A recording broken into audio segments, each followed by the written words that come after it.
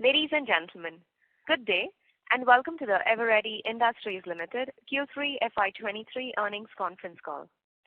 As a reminder, all participant lines will be in the listen-only mode, and there will be an opportunity for you to ask questions after the presentation concludes.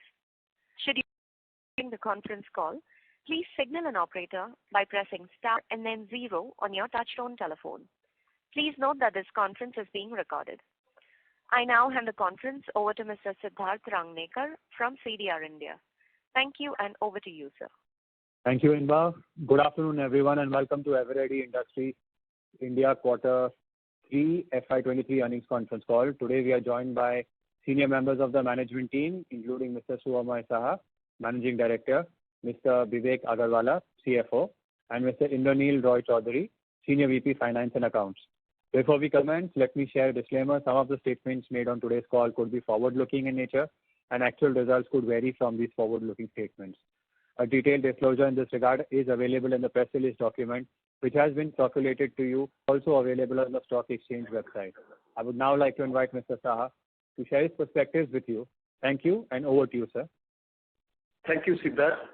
Good afternoon, and welcome to our Q3 earnings call. I hope all of you have had a good start to the new year. My agenda today shall be to cover the various aspects of our business while touching upon the dynamics of operations for the period ended December 2022. Since we last connected, Eveready has made notable progress in focusing on our core strengths and tapping into niche underserved segments.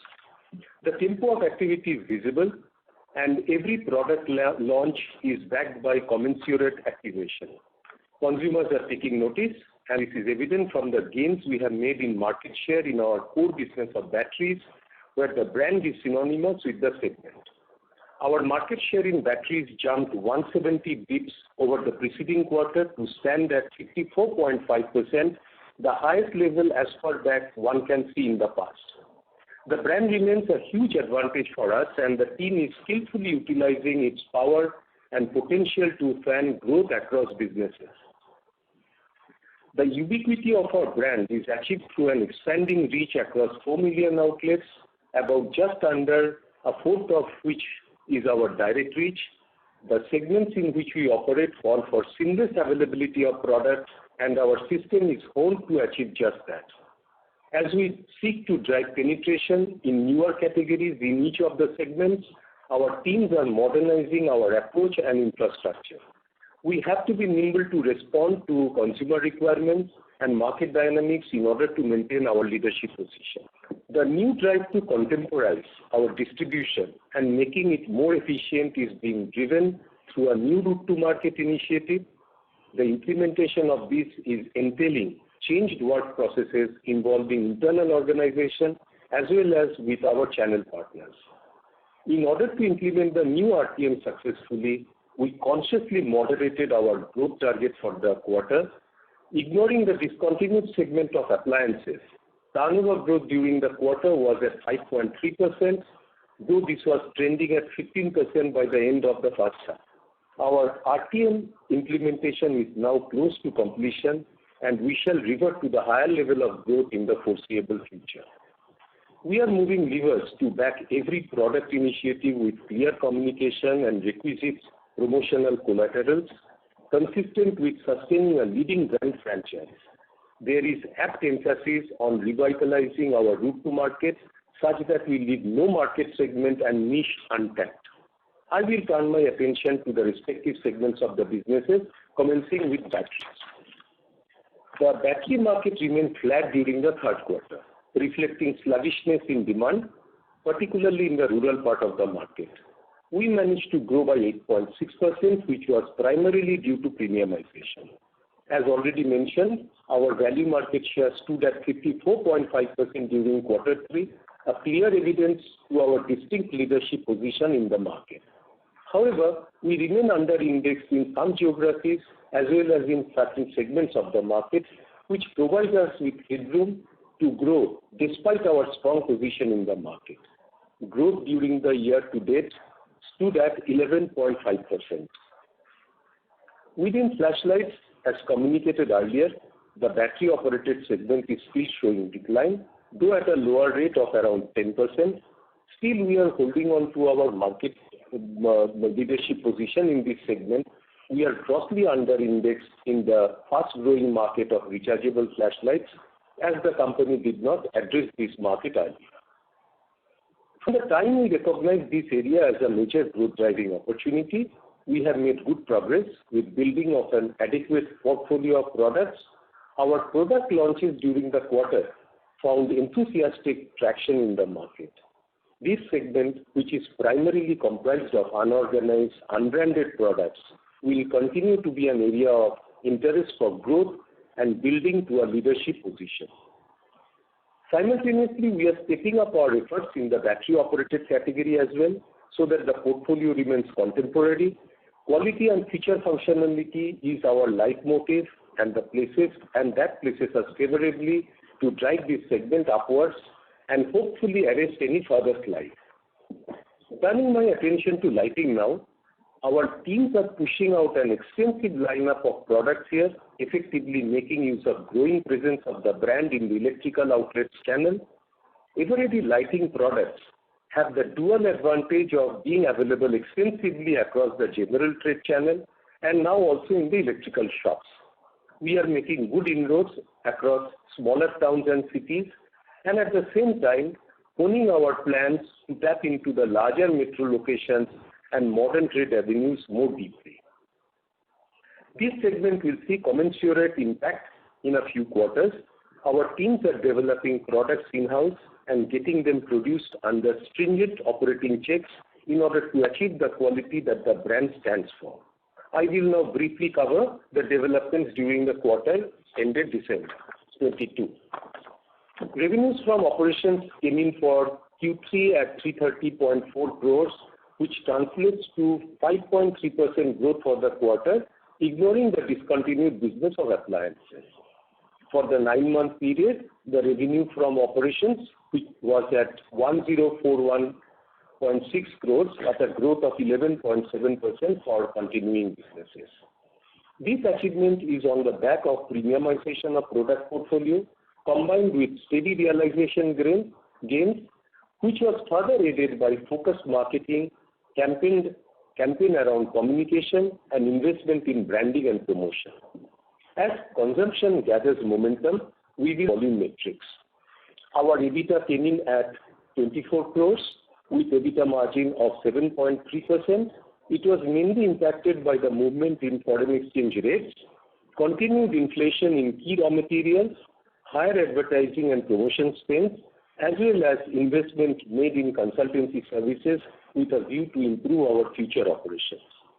For the 9-month period, EBITDA stood at 109.1 crores at a margin of 10.5%.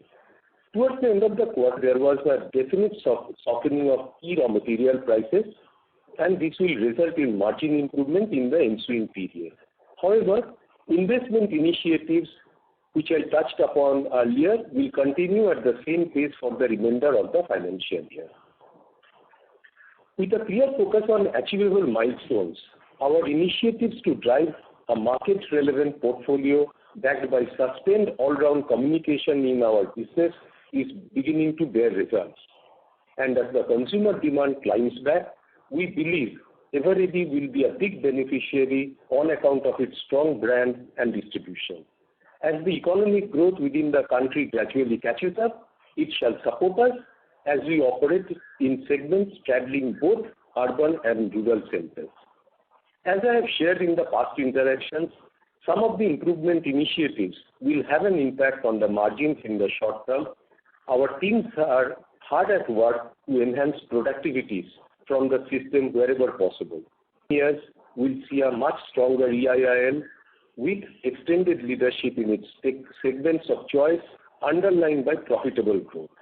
I thus draw to the close of my remarks and wish to request the moderator to open the forum to queries from the participants. Thank you. Thank you very much, sir. Ladies and gentlemen, we will now begin the question and answer session.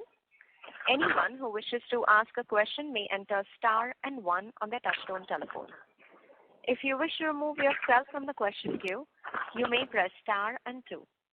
Participants are requested to use handsets while asking a question. Anyone who has a question may enter star and 1. Ladies and gentlemen, we will wait for a moment while the question queue assembles. Our first question is from the line of Dhruv Jain from Ambit Capital. Please go ahead. Hi, sir. Thank you for taking my question. I have 2 questions. One was sorry to interrupt, Dhruv. We can't hear you clearly. Are you on a speaker? Can you hear me now? Can you hear me now? Handset mode and talk.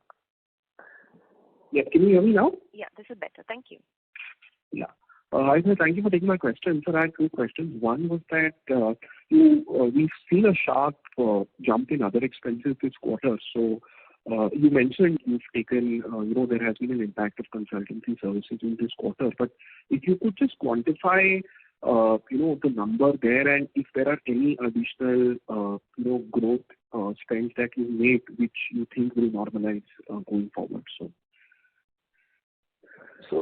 you said 2 questions. Is that the only question, Dhruv? No, I have another question. Okay. So you want me to answer this first? Yes. Yeah. Okay. So Dhruv, as I highlighted, our main additional expenses over the quarter in the preceding year has been in advertising, and as I also indicated, on the consultancy services that we have availed of. So basically, between the 2 of them, the total quantum of A&P with the consultancy service would be in the range of close to 20 crores. Okay, sir. Thank you. That's helpful. And sir, the other question, if you could just give us some, and in your opening remarks also you mentioned that you've gained market share in the battery space. So, but growth has slowed down because you're taking some, you're doing some GTM changes. So, is it, growth in the other pieces has not been that encouraging, or, and if you could just, give the split of the 3 segments, what's been the revenue and the revenue growth? Thanks. Okay. So, Dhruv, it is like this. As you are aware, in the first half of this year, we were growing at around 20 to 15%. Okay, if we disregard the discontinued business. Now, in this quarter was the time when we started initiating implementation activities on the new route to market, which entailed a lot of change, not only internally as well as externally. Now, when the organization, both internal and external, was undergoing such a massive change, it was necessary for us to sort of, slightly slow down on the growth target so that the implementation would go successfully. The change had to be internalized by all, concerned stakeholders. So that is the only reason why we had, however, despite all that, batteries grew by a 9%, which was, I think, extremely sort of pleasing given the context of the overall market not having grown.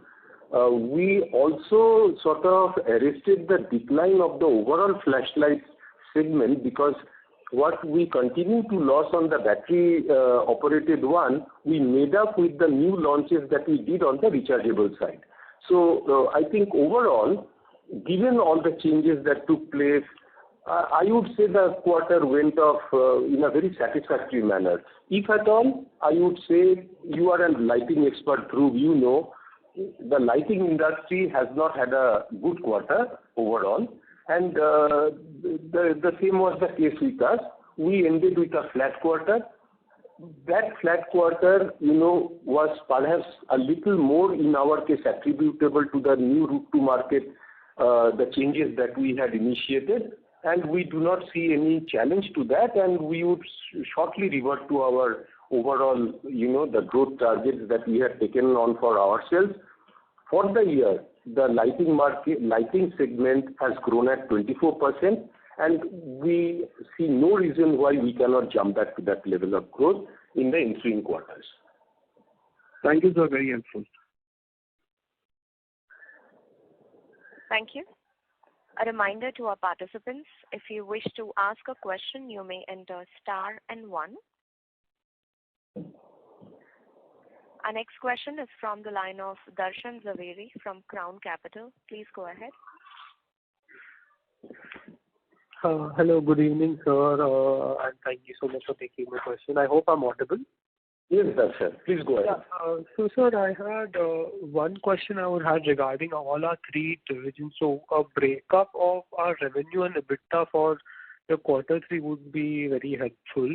And the other thing I wanted to ask you, for quarter four, we are still, having our consultancy and marketing expenses. So, for what is the outlook that you would have for, FY24 and beyond, like our growth trajectory as well as our margin profile? What are we seeing? Those will be my two questions, sir. Thank you so much. So Darshan, let me take your last part first, and then I'll come back to your initial part of the question, okay?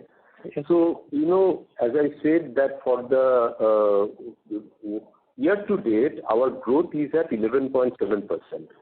That on the back of a much slower growth in quarter three, which were for assignable reasons, which I explained just a little while back. We hope to end the year in, I would say, higher than our current year-to-date growth of 12%. So that is where we are sort of talking about. And in the foreseeable future, we should be able to push that up to, a mid to late teen level of growth, and that is where we stand currently, right? And I would say that this quarter's moderation on the growth target was something that, we consciously did, and it was not sort of brought upon to us, kind of in a default situation. With regard to the category-wise split up, the total for the quarter was 330 odd crores, of which battery was about 220 crores. I'm giving you very broad numbers. Yeah, that's So it was about 230 crores to be sort of more precise. The flashlight segment was about 35 odd crores, and your lighting was 70. Okay, sir. And so, sir, how does our margin profile, differ in each segment? I think batteries have. I'll tell you, I got you. Sorry, I missed out answering this question. No. So, at the end of these 3 quarters, we stand at around 10.5% EBITDA percentage, right? And we think we will be slightly short of 10% because, as I mentioned, we will continue to invest in communication, and we will continue to invest for the remainder of the period in the consultancy exercise that we have already, we have undertaken. So given that, these expenses will continue, we have, I would say, somewhat of a ambitious target in terms of communication for the quarter. So we would be perhaps go a little short of 10%. That is where we will end the year.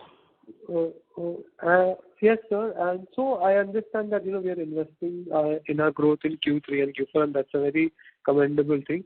So how would that, when would that, all our, efforts get reflected? Like from FY24, we'll start seeing, our margins and growth, or, it might be a bit longer process, some rough timeline that we are envisioning for ourselves, or any other target for, our FY25 or something like that would help, sir. So, Darshan, it is like this. There are 2 absolutely well-articulated initiatives we have taken. One is engaging the consumer, and number 2 is sort of improving our distribution efficiency by designing a new route to market. Now that route to market has, as I explained a little while back, impacted, changes internally as well as in our external channel partners.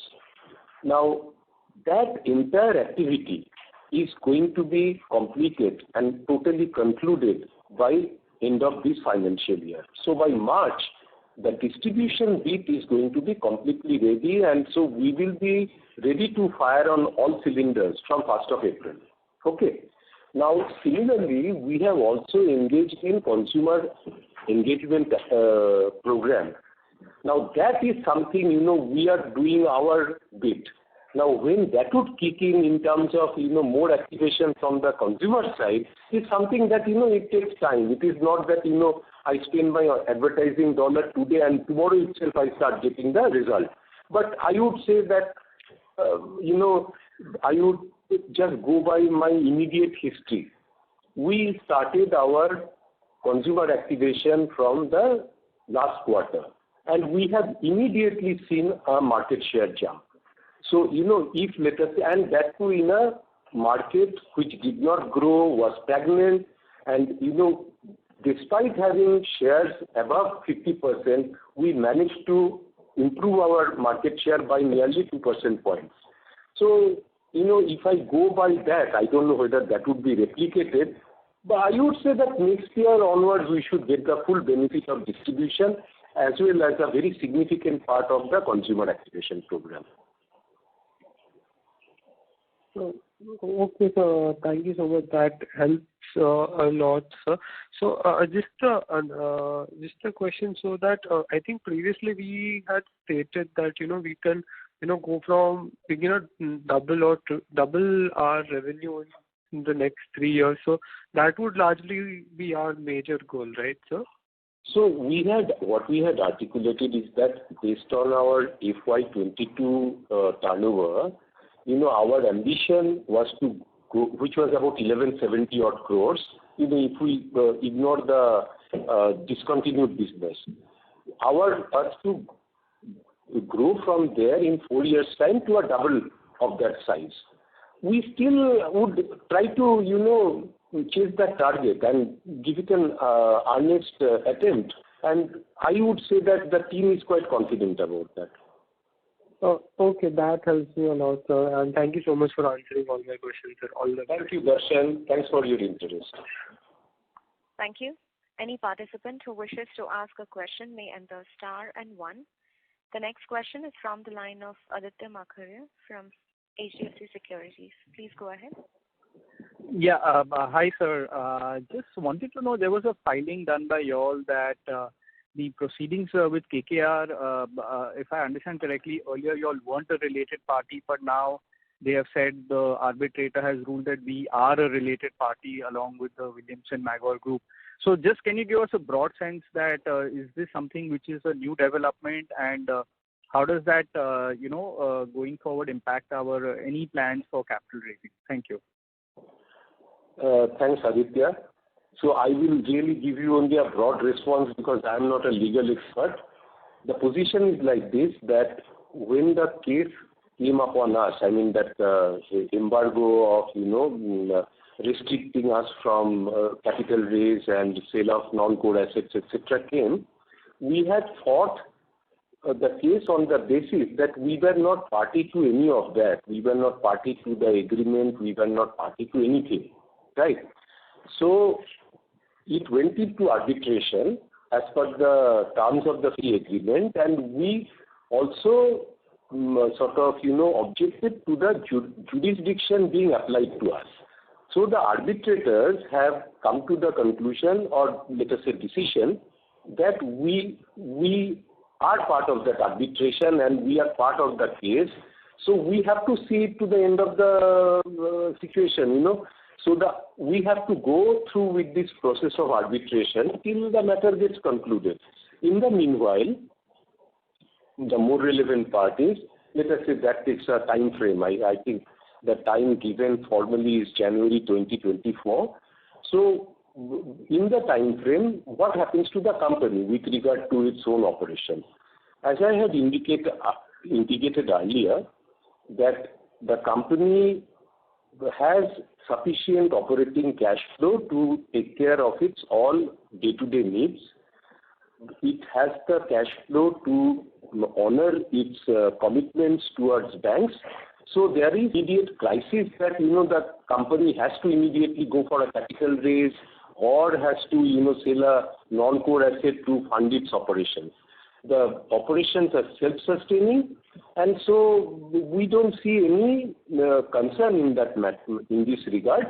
And in any case, with the company now having gone to a new promoter, the banks are only all the more willing to sort of lend support to us. So even if there are some temporary needs, there are a number of people who are willing to sort of, partner us in that requirement.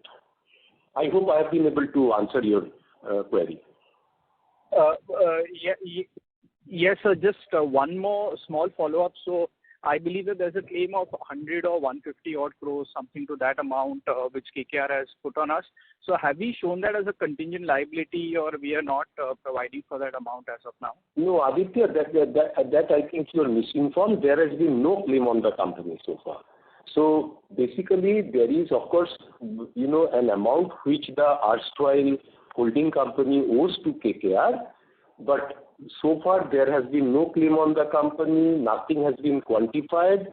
We have just been made a party whereby we have been restricted to raise capital or sale of non-core assets, nothing beyond this. Okay. Got it. Thank you, sir, and wish you all the best. Thank you, Aditya. Thank you. Our next question is from the line of Ritesh Poladia from Grid Capital. Please go ahead. Thanks for the opportunity, sir. Sir, battery revenue is approximately like 70% of our business. Ritesh, you are getting a little garbled. Could you come closer to your phone or something?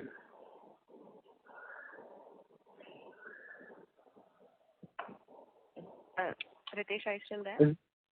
Yeah. Is this fine? Hello? Still very weak. Management team, are you able to hear Ritesh? Yeah, let's hear him out. Yeah. Am I audible now, sir? Yes, you are. Yeah.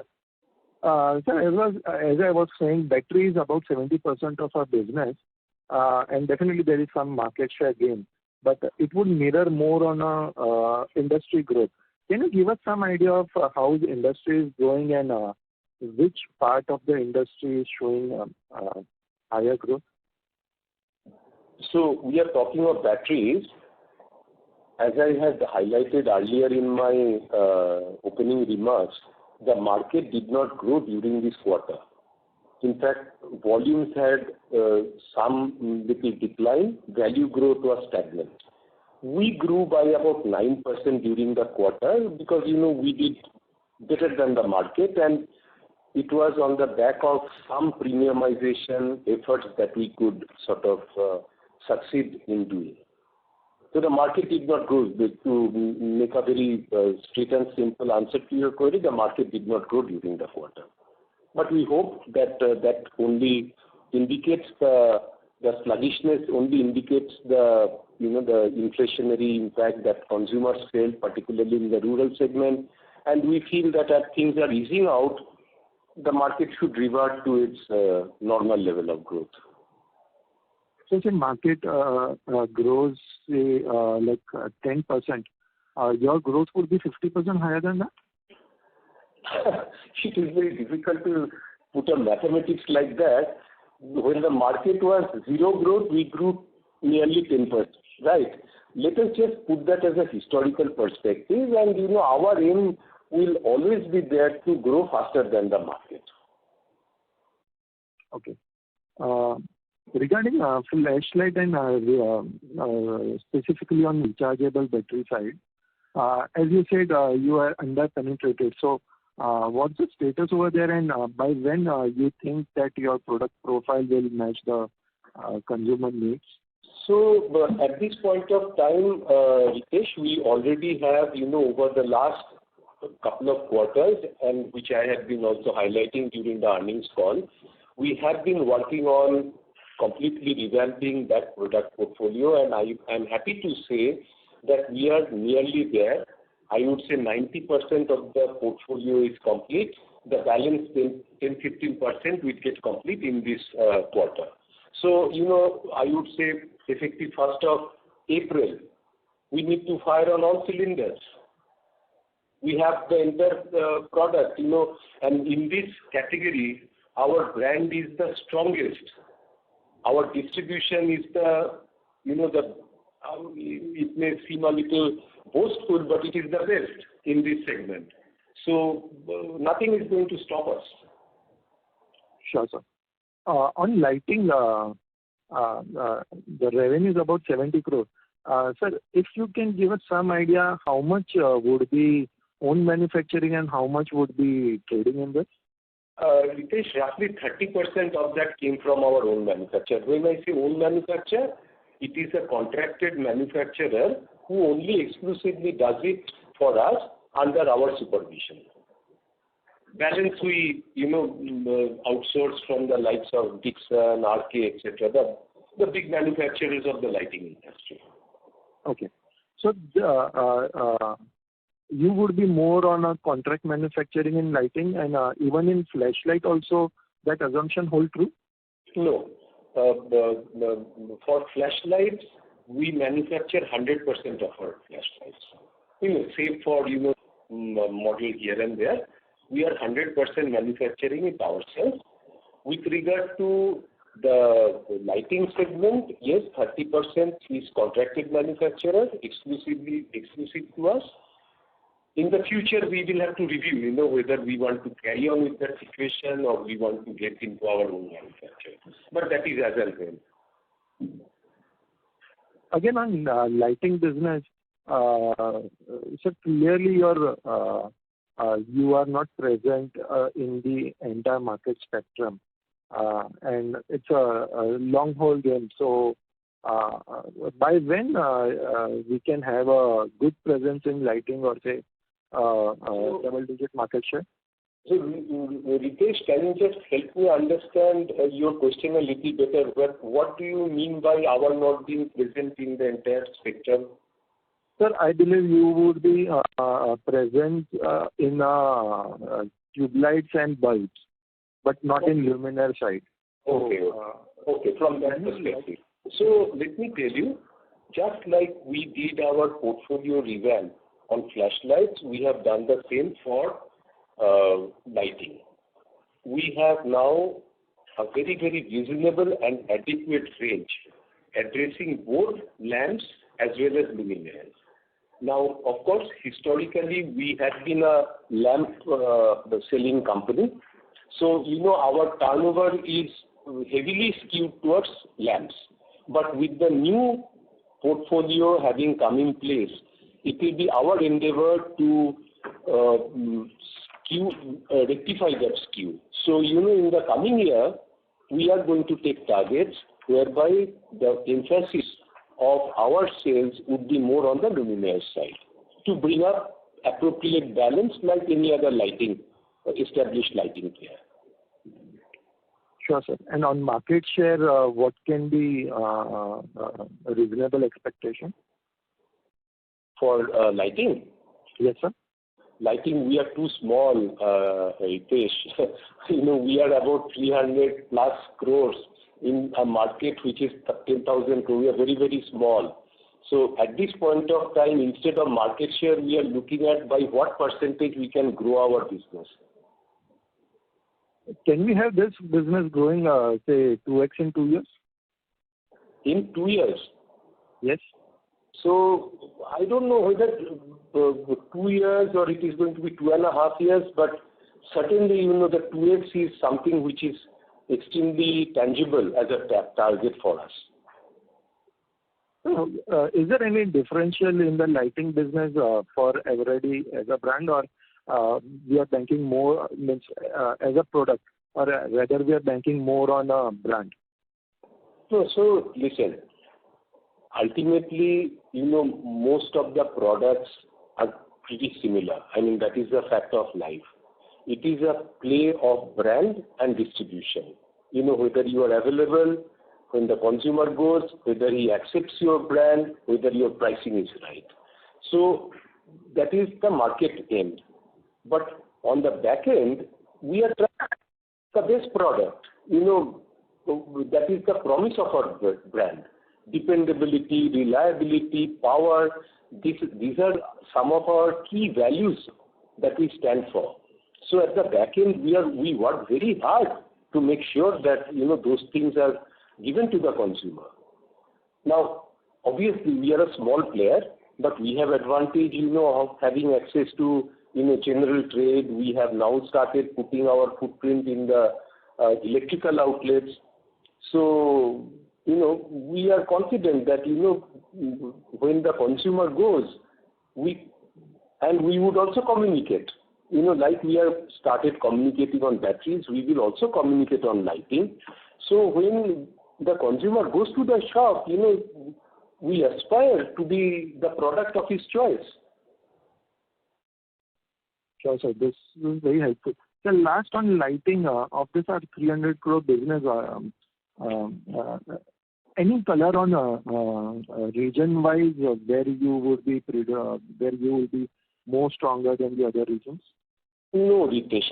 We are uniform. Our footprint is all across, and it follows the demographic pattern of the country. So I wouldn't say that, we are sort of, over-indexed in. No, of course, there would be pockets where we would not be as strong as the rest. But overall, I would say that we are uniformly spread.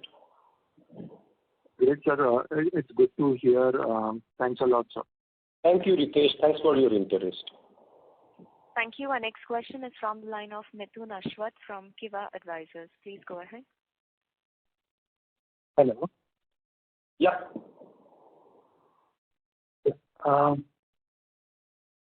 Hi. Sorry. I just wanted to understand this new distribution strategy that you're working on. I just wanted to understand what it would entail, and at the end of this strategy, would this help you improve your working capital, or is it also to drive sales better? So I just wanted to understand, is it only for the batteries, or would it entail for the lights and the other businesses? This is for all our categories. This is not something which is only specific to any particular category. And basic focus is that we would like to work with, the company has growth aspirations. Now, that growth aspiration can only be actualized if my channel partner also participates in that growth, right? Which means he has to bring additional capital, etc., etc. He should be able to earn good profits. He should be able to rotate goods quick. So the entire emphasis on our new route to market is hinging on these few factors. That whether he is being able to bring the additional capital that is necessary to fuel growth, can he rotate, is he smart in supply chain? That is something that while we do from the company side, whether he can also, supply to the market in an effective and efficient manner so that he can rotate things faster, the secondaries get tracked better, etc., etc. So it is really sort of really looking at the whole process of how do we make things efficient. The accent is not so much on cost savings. The accent is more on how we can make this distribution really the engine for our growth that we aspire for. Understand. But at the same time, do you think this will become, is the distribution too spread out, or would there be, I have understood your question. Let me answer. So basically, we have a footprint of our products in 4 million outlets, of which short of 1 million we service directly. Correct? Now, we have today no aspiration at this point, as I speak, to increase that outlet reach. Only thing is that what we are trying to do is that we think for the size of our business today and for the next year at least, that outlet reach is adequate. What we want to do is that outlet reach should happen in a more efficient manner and should happen in a growth accretive manner. That is all. Understood. And when do you think we will start seeing the benefits of this? Would it be from the Q1 of next year, or it could take maybe a few quarters for us to start seeing the team feels confident that it should be from Q1. Okay. Excellent, sir. Thank you. Thank you. Thank you. We'll take our next question from the line of Mehul Savla from RW Equities. Please go ahead. Hello. Can you hear me, sir? Yes, Mehul, go ahead. Yeah. So first was, sir, it was very heartening to see the full page ad on Times of India for the AAA batteries 2 days ago. So is this now part of like a sustainable strategy, or is it like just to get the initial interest in this segment? No, Mehul, I mean, I have been articulating this time and again. This is an activity that we will make sustainable, will be there right through the year. I mean, it is happen chance that you saw that advertisement, but we were utter present on air, on TV, on digital. We were ads, on batteries, and you see us, all the time now. Yeah. So I think visibility has been there. I think it was just the buy 3 get 1, That was just a consumer activation program that we undertook. Yeah. Okay. All right. And secondly, sir, just more a specific question on this consultant-related expenses. Like marketing, we understand it's a long-term investment and will continue through this year, this quarter, next year. But the consultant-related expenses, is it possible to quantify that this quarter or than last quarter? I mean, how much total we are going to be spending? So, non-recurring. So this is really, for a short period of time. And, this route to market exercise that we have undertaken, it is all with the help of our consultants because, we needed that bandwidth at this point of time. So, it is costing us something like about, maybe 1.5% of our turnover for the current year. And, these consultation agreements are, of course, for very limited time. I mean, till the company needs to, sort of be properly advised. So that is where it stands. Yeah. No. So I think it's a great move, and I think it really adds definitely a lot of value for the strategy point of view. I'm just saying that it will get the expensing will get done in this Q4. I mean, FY24 there will not be further provisioning for this expense. Maybe marginal, very, very, very marginal. Okay. All right. Thank you very much. All the best. Thank you. Thank you. Our next question is from the line of Rupen Masalia from RN Associates. Please go ahead. Yeah, thanks for the opportunity. Sir, my question is pertaining to battery business. Basically, just wanted to know, our market share is 54.5% at the end of Q3. So is it predominantly in zinc carbon battery or total, including alkaline batteries? So if you can throw some light on that, and that's part one. So shall I first answer that question? Yeah, that's better, sir. So this 54.5% is for the whole market. This is the data that AC Nielsen throws out. So this is for the whole market, which comprises of both carbon zinc as well as alkaline. Okay.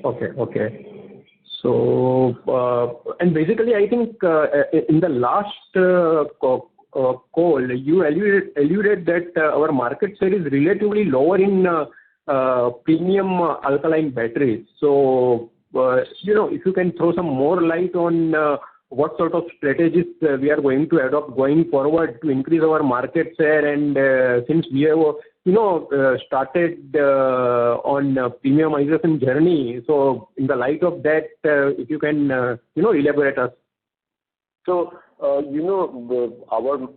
we have been a late entrant in the alkaline market. Not late entrant really, we were there, but the company did not focus too much on the alkaline battery. I mean, not alkaline, I mean the consumer doesn't understand alkaline or carbon zinc. I would say the higher price batteries. So this is an effort that we have sort of undertaken from the last 2 quarters, and we are systematically sort of trying to, make ourselves more meaningful in that higher premium segment of the market. So this is going to be a bit of an effort that needs to be sustained over a period of time, but we are completely sworn to it. So hopefully, as we speak quarter by quarter, you would see us improving in that front. Okay. And overall, battery industry, how do you see it going forward in the times to come, maybe say over next 3 years, 4 years, 5 years? So, if I go by the immediate past, the picture is not that rosy. But, you must also you understand that we have gone through a very bad inflation cycle, and, demand slowed down for every conceivable commodity, every conceivable product category. So, where does the headroom lie for battery growth? The headroom lies in the fact that we are one of the leading battery consuming countries in the world. The country has not yet seen many of the devices which are prevalent in the rest of the world. Just to give you an idea, our batteries which are being consumed by the various devices, the one which is the most predominant one is the remote control. That consumes something like 40% of all batteries which are sold in the market. Correct? Now, in the US, that same number is only 3%, which indicates the kind of headroom that is there for other devices to come into the market and, penetrate into households, which has not happened. Like, for example, a very important battery consuming device is a toy. Now, in India, the toy penetration is low. The government is putting a lot of emphasis on improving the toy market. So, these are things, it would be very difficult for me to say, when Indians would start using electric razors, they would start using electric toothbrush, they would use electronic safes. It is very hard for me to really speculate on that, but I know that India will one day get it. So whether that's going to happen in next year or 3 years down the road, is very hard to say. So I would say overall, there is a very good case for growth for batteries, but if we go by the immediate past, it seems a little flattish. Okay. That's really helpful, sir. That's it from my side, and all the very best for future. Thank you very much. Thank you. Our next question is from the line of Saket Kapoor from Kapoor Company. Please go ahead. Yeah, namaskar, sir. And thank you firstly for the opportunity. Saket, थोड़ा जोर से बोलो भैया. Yeah, sir. Namaskar, sir. Can you hear me now? Namaskar. Yeah. Sir, firstly, sir, if you could explain me, sir, what was the change in the product mix if you go on a Q-on-Q basis for September to December? As you have mentioned that we have gone for some premiumization, so if you could give some more color. So premiumization is, as I was just explaining to the previous speaker, our premiumization have been in getting higher volumes from the premium end of the battery market, and that is how, our value moved up. Correct. So, any more colors about how to differentiate between the same what was earlier and what currently today by any value you want to? The alkaline portfolio of Eveready was relatively smaller, and with passing times, it would only grow. So as a result, because we were under-indexed in the premium side, you would see value growth. Okay, sir. Maybe I will take it offline. But sir, what explains then this 10% reduction in the revenue? And you mentioned about forex impact also negatively impacting the bottom line. So what was the forex impact for this quarter and 9 months? The forex impact, I think it should be about. Forex impact itself would have been about 2%, which would be roughly about 20 odd crores. 20 odd crores. So yeah. that translates into direct hit to the bottom line? Because Yes. that part. Absolutely. Okay. So, and the rupee depreciation still unabated currently, sir. So we have got stabilized at this 82.50. Now what has happened is, it is not going anywhere any more southwards. Now the only thing is that the raw material prices, the basic raw material prices have started sort of becoming more favorable. So hopefully, in the coming times, we should see sort of better margin for ourselves. And that is what we are, unless, something again goes wrong, because commodities are not really in our hands. Sir, if you take the RM basket, just to delve slightly deeper, what should be the constituent in percentage terms? Sorry, come again? I want the breakup of the raw material basket, sir. What are the key constituents of the same? No, so, I would say that the key constituents, I'll tell you, if you want further details, you write to our investor cell. They'll be only pleased to give you. But the main constituents are, zinc, the very pure form of manganese dioxide known as EMD, battery chemical called acetylene black, ammonium chloride, then, steel, tin plate. And all are imported? All the components are like, for example, zinc is completely local, but it is dollar denominated. All the products are dollar denominated, right, sir. Sir, if I look at yes, sir, two line items I have more queries. Sir, you were speaking about the employee benefit expenses, sir. So what should likely be the absolute number, sir? I think currently, as a percentage of sales, what kind of employee cost on an annual basis are you looking? Currently, we stand at about 10.5%, and we are trying to, that I think is a little over-indexed, and we are trying to improve on that. So what are the targets here, sir, when you are looking? As a first step, we will certainly like to come down under 10%. Understand. And sir, yes, sir, come again, sir? It should happen next year, hopefully. Okay. And on the other expenses line item, sir, what has led to the increase even on the lower revenue? I explained to one of the previous speakers, it is a combination of A&P and, the consultancy investment that we have made. Okay. This is what the payment you are making to Bain Capital, the agency we have hired? I mean, they are our consulting partner. Okay. So, sir, when are the fruits being delivered? Whatever we are spending today, you spoke for the next financial year would be the one where we will be seeing the same. And what kind of normalized margins can we look for a business of battery? So, I would say the sustainable margin the company would target is about mid-teen levels, EBITDA. And these are the blended margins for all segments together? All segments taken together, yeah. And when are we going to see those reflecting on the numbers? Let's see. Let's hope that it happens next year itself. Right, sir.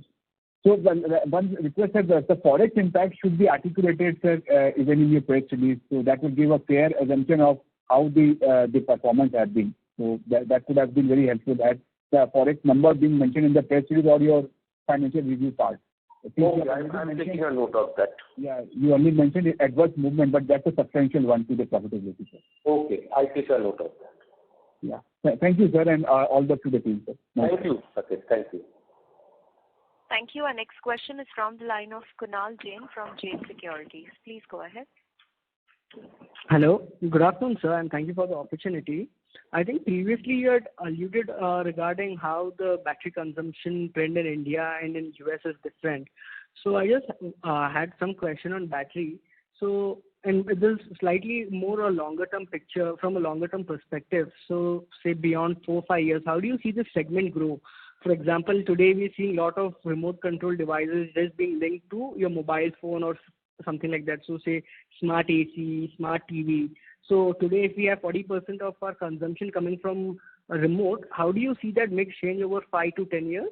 And any reading material you would think would be helpful for us, please do recommend, sir. So as I explained a little while back, the as devices come and devices like, electric toothbrush, electric razor, smart remotes, optical mouse, etc., electronic safe, electronic lock, as these sensors, as these devices come, battery consumption would go towards these segments. As a result, while the remote consumption of batteries would not come down, but in the relative percentage, it will come down. That is how it has happened even in countries which are relatively more developed than us.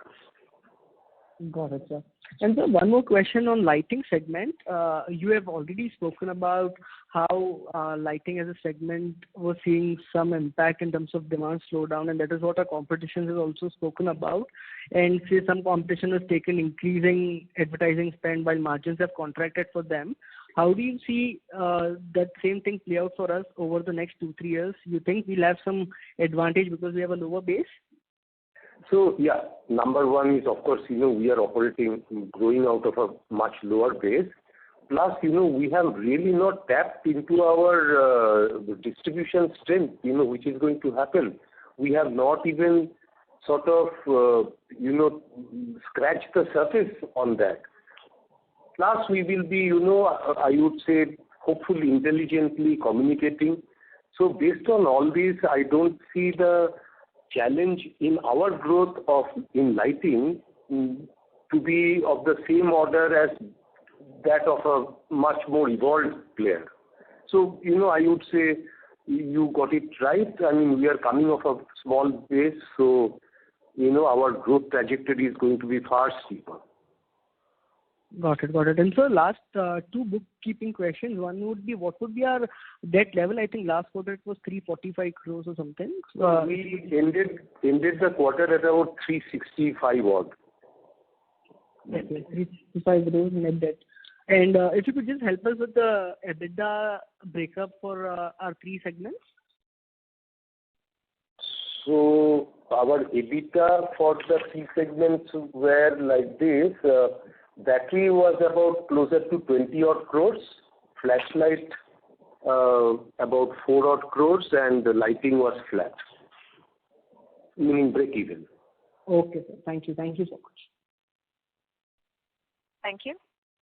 Ladies and gentlemen, we take that as a last question. I now hand the floor back to the management for closing comments. Over to you, sir. Okay, thank you everyone for taking out the time to join us on our quarterly earnings conference call. I hope we have addressed all your queries. If you still have any more questions, please feel free to reach out to our investor relations team, and we will be only too happy to address them. Thank you once again, and we look forward to connecting again in the next quarter. Thank you. Thank you, members of the management. Ladies and gentlemen, on behalf of Eveready Industries Limited, that concludes this conference. Thank you for joining us, and you may now disconnect your lines.